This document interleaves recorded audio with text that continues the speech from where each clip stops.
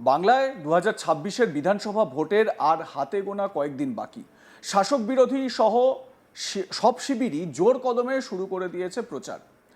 এই পরিস্থিতিতে এক হাড়হিম ঘটনা সামনে এলো, যা ভোটের আগে রাজ্যের নিরাপত্তার পক্ষেও বড়সড় হুমকির শামিল বলা যেতেই পারে।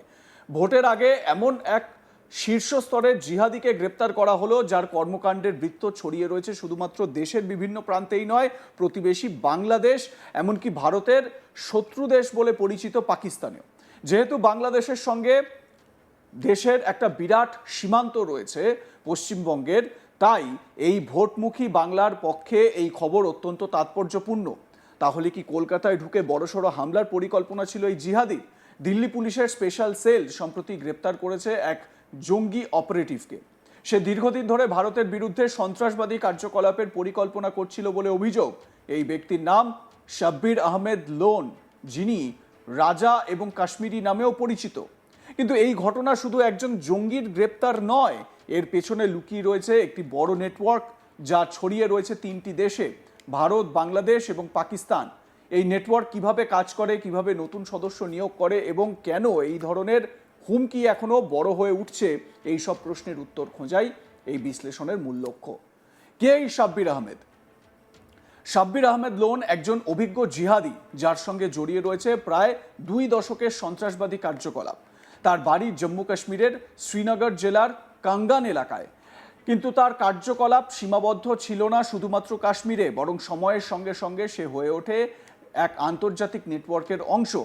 তার পরিচয়ের কয়েকটি গুরুত্বপূর্ণ দিক: সে লস্করে তৈবার প্রশিক্ষিত সদস্য, পাকিস্তানের মুজাফফরাবাদে ট্রেনিং নেওয়া, ভারতের বিভিন্ন জায়গায় নেটওয়ার্ক তৈরি করার চেষ্টা, বাংলাদেশে বসে অপারেশন পরিচালনার অভিযোগ। কোন সংগঠনের সঙ্গে যুক্ত? শাব্বির লোন যুক্ত ছিল লস্করে তৈবার সঙ্গে, যা অন্যতম কুখ্যাত জিহাদি সংগঠন। এই সংগঠনটির নাম শুনলেই আমাদের মনে পড়ে যায় 2008 সালের মুম্বাই হামলার ঘটনা। এই হামলার মূল পরিকল্পনাকারীদের মধ্যে ছিলেন হাফিজ সৈয়দ ও জাকিউর রহমান লখভির মতো নাম। এই শাব্বির লোনের সঙ্গে তাদের সরাসরি যোগাযোগ ছিল বলে আগেই জানা গিয়েছে। এই ঘটনার সবচেয়ে গুরুত্বপূর্ণ দিক হলো বাংলাদেশকে ব্যবহার করা হয়েছে অপারেশন চালানোর জন্য। প্রশ্ন উঠতেই পারে, কেন বাংলাদেশ?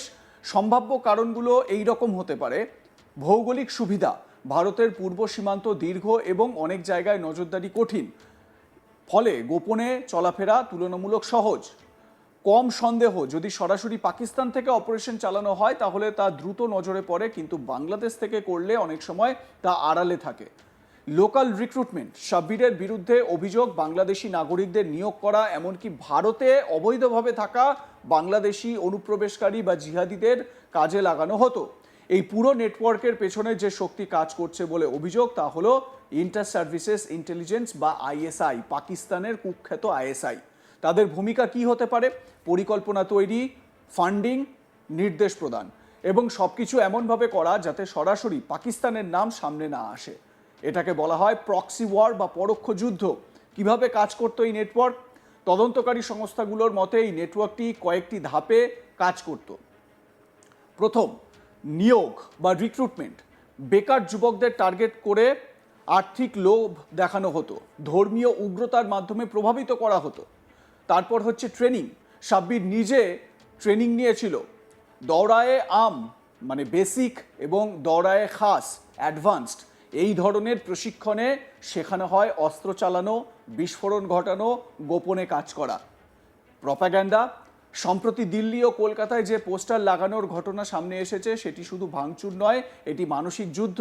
মানুষের মধ্যে ভীতি প্রদর্শন ও বিভ্রান্তি ছড়ানো। অপারেশন প্ল্যানিং, এই নেটওয়ার্কের লক্ষ্য ছিল বড় শহর, জনবহুল এলাকা, গুরুত্বপূর্ণ স্থাপনাগুলো। শাব্বির আহমেদ লোনকে প্রথম গ্রেপ্তার করা হয় 2007 সালে। তখন তার কাছ থেকে উদ্ধার হয় AK-47 রাইফেল, গ্রেনেড, বিপুল অস্ত্র। তারপর সে দীর্ঘদিন ছিল তিহার জেলে। 2018 সালে জামিনে মুক্তি পাওয়ার পর আবার সক্রিয় হয়ে ওঠে। এ বিষয়ে দিল্লি পুলিশের অ্যাডিশনাল সিপি প্রমোদ কুশওয়াহা জানান, দিল্লি পুলিশ অভিযান চালিয়ে এমন একটি মডিউল ভেঙে দিয়েছে যার সঙ্গে সরাসরি লস্করে তৈবার যোগসূত্র পাওয়া গিয়েছে। গত 22 তারিখে দিল্লি পুলিশ এই মডিউলের সঙ্গে যুক্ত 8 জনকে আটক করেছিল। আর এখন এই পুরো মডিউলের মূল মাস্টারমাইন্ডকেও দিল্লি পুলিশের স্পেশাল সেল গ্রেপ্তার করেছে। দিল্লি পুলিশের অ্যাডিশনাল সিপি প্রমোদ কুশওয়াহা কি জানিয়েছেন, শুনুন।